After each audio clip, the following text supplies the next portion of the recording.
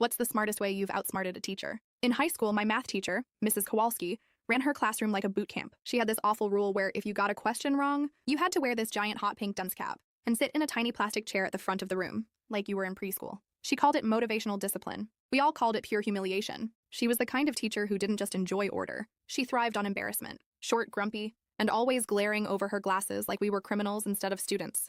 That dunce cap sat on her desk like some twisted trophy, and she loved finding excuses to use it. The worst part? She targeted kids she knew were struggling. She'd call on the quiet ones, the ones barely keeping up, toss them some impossible calculus problem we hadn't even covered, and then act all disappointed when they couldn't solve it. Then she'd drag them up to the chair and use them as a cautionary tale for the next 90 minutes. 2 weeks before all this, she did it to my girlfriend, Sarah. Sarah had been having a rough week, and instead of helping, Mrs. Kowalski put her in that chair for the entire class. Sarah cried the whole time. That was the moment I knew I was going to take her down. So when Mrs. Kowalski announced a pop quiz on derivatives and integrals for Thursday, saying that anyone who failed would be publicly reflecting on their effort, I knew this was my shot. What she didn't know was that I'd done my homework in a very different way. My older brother had taken her class years ago, and lucky for me, he'd saved everything. Notes, homework, and most importantly, copies of her old quizzes. Turns out, she reused the same problems every year from this ancient 1980s calculus book. I spent days studying everyone. Thursday rolled around. She passed out the quiz like it was Christmas morning.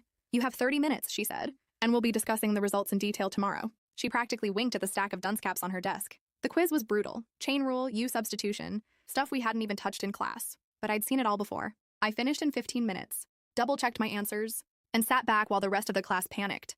The next day, chaos. She marched in with the graded papers and the dreaded cap. Started calling out names. Lena, 26%.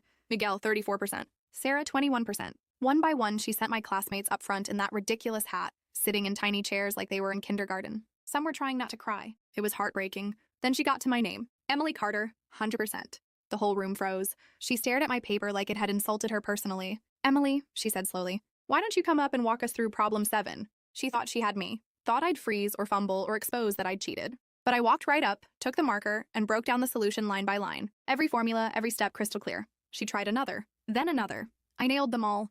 You could see the color drain from her face, while 6 students sat behind me in dunce caps.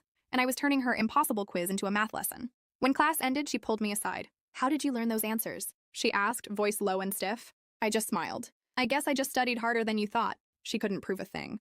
And the pink cap? It stayed on her desk for the rest of the semester, collecting dust.